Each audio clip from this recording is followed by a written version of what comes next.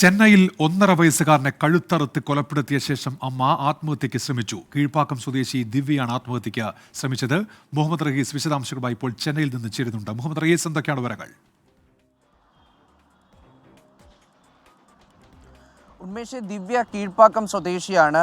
6 വർഷം മുൻപാണ് പെരുങ്കളത്തൂർ സ്വദേശിയായ രാംകുമാറുമായി ദിവ്യ കല്യാണം കഴിക്കുന്നത്. ശേഷം ഇവർക്ക് 4.5 വയസ്സും 1.5 വയസ്സുമുള്ള 2 ആൺകുട്ടികളാണ് ഉള്ളത്.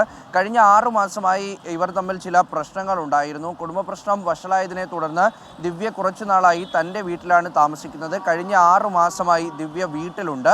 കഴിഞ്ഞ 2 ദിവസമായി ദിവ്യ കടുത്ത മാനസിക സംഘർഷത്തിലായിരുന്നു എന്ന് വീട്ടുകാർ പറയുന്നു. അങ്ങനെ കഴിഞ്ഞ 2-3 ദിവസമായി ആരോടും മിണ്ടുകയില്ലായിരുന്നു. ശേഷം ഇന്നലെ ഉച്ചയ്ക്ക് വീട്ടുകാരൊന്നും ഇവിടെ ഇല്ലാതിരുന്ന സമയത്താണ് ഇത്തരത്തിൽ 1.5 വയസ്സുകാരനായ മകൻ പുനീത് കുമാറിനെ കഴുത്തറുത്ത് കൊന്ന ശേഷം ദിവ്യയും ആത്മഹത്യയ്ക്ക് ശ്രമിച്ചത്. ഇതിൽ 4.5 വയസ്സുകാരൻ ലക്ഷ്മൺ കുമാറിനെയും കഴുത്തറുത്തിട്ടുണ്ടായിരുന്നു. ഇവർ 3 പേരും ഏതാണ്ട് വീടിൻ്റെ ശുചിമുറിയിലായിരുന്നു ഇവരെ കണ്ടെത്തിയത്. ഏറെ നേരം കതകിന് തട്ടി വിളിച്ചിട്ടും ആരും കതക് തുറക്കാത്തതിനെ തുടർന്ന് ബന്ധുക്കളൊക്കെ കൂടി വീട് ചവിട്ടിപ്പൊളിച്ച് അകത്തു കയറിയപ്പോഴാണ് ഇത്തരത്തിലൊരു രംഗം കാണുന്നത്. പുനീത് കുമാറിനെ ആശുപത്രിയിൽ എത്തിച്ചപ്പോഴേക്കും കുട്ടി മരിച്ചിരുന്നു.